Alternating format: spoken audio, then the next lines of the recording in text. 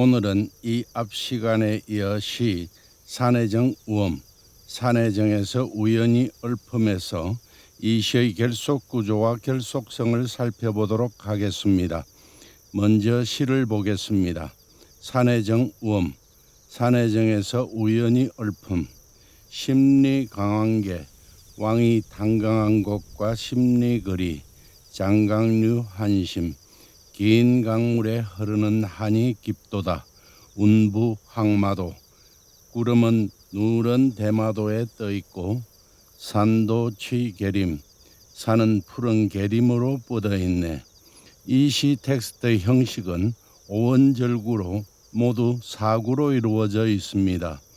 이구의 끝 심과 사구의 끝 림으로서 운을 맞추어 텍스트의 형식상 연세를 이루고 있습니다. 이 시 텍스트는 1구와 2구, 3, 4구가 하나의 월을 이루고 있습니다. 첫째 월 심리 강한계, 왕이 탄광한 곳과 심리거리이다에서 풀이말은 심리이다입니다. 이는 임자시 채은 풀이말입니다. 이 풀이말에 대한 임자말은 산해정어로 생략되어 있습니다. 곳은 풀이말에 대한 견준말, 비교어입니다. 강왕, 왕이 탄강하는 견준말, 곳을 한정하는 매김말입니다. 이 매김마디의 풀이말은 탄강하다이고 이에 대한 임자말은 왕입니다. 그래서 첫째 월은 화면에 보이는 107과 같은 결속 구조를 가집니다. 둘째 월 장강류 한심, 긴 강물에 흐르는 한이 깊도다에서 풀이말은 깊도다입니다. 이에 대한 임자말은 한입니다. 장강류, 긴 강물에 흐르는 임자말 한을 한정하는 매김말입니다. 이 매김마디의 풀이말은 흐르다입니다. 이에 대한 임자말은 한으로 생략되어 있고 강은 위치말입니다. 기는 위치말, 강을 한정하는 매김말, 관행어입니다. 그래서 둘째 월은 화면에 보이는 108과 같은 결속 구조를 가집니다. 셋째 월 운부 항마도, 산도 취계림. 구름은 누런 대마도에 떠있고 산은 푸른 계림으로 뻗어있네는 이언마디와 마침마디로 되어 있습니다. 이언마디 운부 항마도, 구름은 누런 대마도에 떠있고에서 풀이말은 떠있고입니다. 이에 대한 임자말은 구름이고 대마도는 풀이말에 대한 위치말입니다. 누런은 위치말, 대마도를 한정하는 매김말, 관행어입니다. 그래서 화면의 109에서 위의 구조가 됩니다. 마침마디 산도 취계림, 산은 푸른 계림으로 뻗어있네에서 풀이말은 뻗어있네입니다. 이에 대한 임자말은 산이고 계림은 풀이말에 대한 방편말입니다. 푸른은 방편말, 계림을 한정하는 매김말, 관행어입니다. 그래서 화면의 109에서 아래의 구조가 되어 셋째 월은 전체적으로 화면의 109와 같은 결속 구조를 가집니다. 이제 이 시의 결속성을 살펴보겠습니다. 앞에서 살핀 결속 구조가 동사적 관계를 나타내는 형식적 구조라고 한다면 결속성은 말의 개념과 개념의 관계를 나타내는 내용적 구조입니다. 이를 살펴보면 이 시 텍스트는 선생이 산해정에서 바라보는 바를 과거, 현재, 미래의 시간으로 대립시켜 구조화하고 있습니다. 1구는 현재의 사실을 말하고 있습니다. 산해정이 과거 가락국의 수로왕이 탄강한 곳과 심리거리에 있다는 것입니다. 그리하여 산해정에서 가락국을 바라보건대 융성했던 지난날을 이어가지 못하고 결국 신라에 멸망하게 되는 한을 보게 된다는 것입니다. 이구에서 긴 강물에 흐르는 한이 깊다는 것은 이를 두고 하는 표현일 것입니다. 그렇다면 지금 이 나라의 처지는 어떠한가? 구름이 누런 대마도에 떠 있는 현실을 보게 됩니다. 일본이 이 나라를 대대적으로 침범할 준비를 하고 있어 전운이 감돌고 있다는 것입니다. 나라의 위기가 눈앞에 있습니다. 그런데도 조정은 부패하여 외노와 짜고 혼란스럽기만 하니 이 나라의 미래가 신라가 망할 때와 흡사하여 사고에서 산이 푸른 계림으로 뻗어 있다는 것입니다.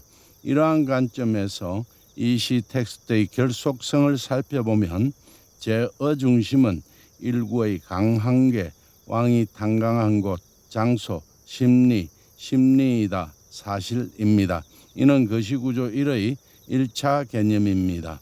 거시구조 2의 2차 개념은 1차 개념의 사실을 바탕으로 과거, 현재, 미래를 바라보는 것이 2차 개념입니다. 과거는 한, 주체, 심, 깊다, 상태이고 현재는 운, 구름, 주체, 부, 떠 있다, 움직임이며 미래는 산, 주체, 도, 뻗어 있다, 움직임입니다. 이들이 서로 대립합니다. 이것이 거시구조 2의 2차 개념입니다.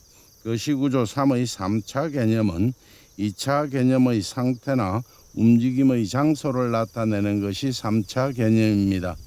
과거의 한, 주체, 심, 깊다, 상태의 장소는 장강, 긴 강이고 현재, 운, 구름, 주체, 부, 떠 있다, 움직임의 장소는 마도, 대마도이며 미래의 산, 주체, 도, 뻗어 있다, 움직임의 장소는 계림입니다. 이것이 거시구조 3의 3차 개념입니다. 미시구조는 거시구조 3의 3차 개념에 포함되지 않은 개념이 포함되어 들어갑니다. 한해 영속적 움직임의 개념인 류, 흐르는 움직임이 포함되어 들어가고 마도, 대마도에 그 상태의 개념인 황, 누른 상태가 계림에는 그 상태의 개념을 가진 취, 푸른 상태가 포함되어 들어가 화면의 113과 같은 미시구조의 결속성을 가집니다. 이러한 결속성을 바탕으로 산해정 우엄, 산해정에서 우연히 얼품의 시를 그 속뜻으로 본다면 1. 산해정은 가락국 수로왕이 탄강한 구지봉과 심리거리에 있다. 2. 그리하여 가락국의 흥망성쇠를 생각하게 되는데 그때에도 흘렀을 긴 강물을 바라보니 강물에 흐르는 그 역사의 한이 깊도다. 3. 또 오늘 우리의 현실을 바라보니 대마도 왜구가 세력을 키워 좋지 못한 전란의 기운이 감돌고 있구나. 4. 이 나라의 미래는 어찌 될까 보니 우리 지금의 모습은 계림에서 시작한 김씨 왕조가 포석정에서 망하도록 자초한 신라의 모습을 닮아 그곳까지 뻗어 있다로 이해됩니다. 이러한 나라의 사정을 선생은 임금에게 올린 얼묘사직소에서 비유하기를 큰 나무가 100년 동안 벌레가 쏙을 먹어 진액이 이미 말라버렸는데 해오리 바람과 사나운 비가 어느 때에 닥쳐올지 까마득하게 알지 못하는 것과 같다고 하였습니다. 정황강, 한강에게 줌에서는 백성은 굶주려 목매어 울며 소나무 껍질을 벗겨 먹다가 풍년을 맞았어도 관리들의 가름죽으로 다 빼앗겨 더욱 굶주린다 하고 그리하여 유감, 느낌이 있어에서는 굶주림을 잊고자 쉬고자 하여도 마땅히 쉴 곳조차 없는데 임금은 백성을 구제할 생각은 하지 아니하고 잠만 자고 있습니다. 이러니 글만 읽던 선비가 무엇을 할 수 있겠습니까? 임금은 아무리 깨워도 일어나지 않으니 달 뜨는 밤이면 굶주리는 백성을 생각하며 눈물을 흘리고 성군이 나타나면 날아든다는 기산의 봉황새나 기다릴 수밖에. 나라는 이미 기울어 포석정에서 마지막을 맞이한 신라의 계림에 닿아 있는 것을. 그러나 남명선생은 나라와 백성을 어떻게든 구해야겠다는 생각으로 혼자 애선 흔적이 뚜렷합니다. 남명선생은 전운이 감돌고 있는 이 나라를 보면서 그냥 있을 수만은 없었습니다. 제자들에게 나라가 위기에 처했을 때를 생각하면서 병법을 가르치고 또 일본의 침략을 막아낼 계책을 써내도록 가르쳐 학문이 실제 쓰일 수 있도록 하였습니다. 다음은 계책을 묻는 물음의 일부입니다. 제자들에게 그 계책을 써내도록 하였습니다. 섬 오랑캐가 난리를 일으키고 있다. 품어 안아 기르는 은혜를 베풀어 주었는데도 그들이 함부로 날뛰면서 일으키는 환란은 비할 바가 없을 정도이다. 아무런 까닭 없이 남의 나라 장수를 죽이고 나쁜 마음을 품고서 우리 임금의 위엄을 모독하였다. 제포를 자신들에게 돌려달라고 요구하는 것은 그것이 안 되는 일인 줄 알면서도 우리 조정의 의사를 낱낱이 시험하려는 것이고, 대장경을 30부 인출해 가기를 요구하는 것은 이를 반드시 얻고자 함이 아니라 우리나라를 한번 우롱해 보자는 것이다. 지금의 형세를 보더라도 한쪽 변방이 와야 된 것은 아니고, 옛날과 견주어 보더라도 이제가 금순하던 때와 같은 환란이 아닌데 무엇이 두려워서 저들 도적으로부터 몰래 건객을 받는 치욕을 당해야만 하는가? 나라 안으로 한낱 남의 심부름이나 하는 역관이나 내시 같은 무리의 비행도 다스리지 못하면서 어찌 나라 밖으로 온갖 교활한 짓을 행하는 흉악무도한 무리를 제압할 수 있겠는가? 이로 보건대 우리나라에는 인재가 없는 것이다. 그러니 나라를 어지럽히는 도적이 이와 같이 무인지경의 우리나라를 침범하는 것도 너무 늦은 일이라 하겠고, 그 결과로 우리나라가 그들의 침략에 곤혹을 치르는 것도 당연하다 하겠다. 그러나 임금이 벌컥 성을 내어서 위엄을 조금 더 하려고 하면 괜스레 변방의 오랑캐를 자극해서 말썽을 일으킨다고 하고, 뇌물을 받은 역사 한 놈을 목베어서 나라의 기밀을 누설하는 일을 엄히 단속하려고 하면 겸손한 말로 온순하게 대하는 것이 낫다라고 한다. 사정이 이와 같으니 과연 적을 제압할 말이 없는 것이고, 또한 적의 침략을 막아낼 계책이 없다는 것인가? 나는 이에 대한 계책을 듣고자 한다. 선생이 염려했던 대로 남명 선생의 사후 1592년 선조 25년 음력 4월 14일 임진왜란이 일어났습니다. 임진왜란이 일어난 때를 선조 수정실록에는 14일이라 하고 선조실록에는 13일이라고 합니다. 임진왜란은 7년이나 계속되었습니다. 임금을 비롯한 정규군은 성과 무기와 백성들을 버리고 도망가기 바빴습니다. 나라가 바람 앞의 촛불처럼 위태로웠습니다. 이 위기에서 나라를 구하고자 이르는 사람들이 의병들이었습니다. 최초의 의병은 남명 선생의 제자 망우당 각제우 선생이 임진왜란이 일어난 그해 음력 4월 22일 일으켰습니다. 임진왜란이 일어난 8일 뒤였습니다. 만석군이었던 그 많은 재산 모두를 쏟아부었습니다. 이렇게 빨리 의병을 일으킬 수 있었던 것은 선생으로부터 이미 공부하여 준비가 되어 있었기에 가능한 일이었습니다. 이로부터 수많은 의병들이 일어났습니다. 2010년 국회에서는 곽재우 장군이 최초로 의병을 일으킨 이 날을 기념하여 6월 1일을 의병의 날로 제정하였습니다.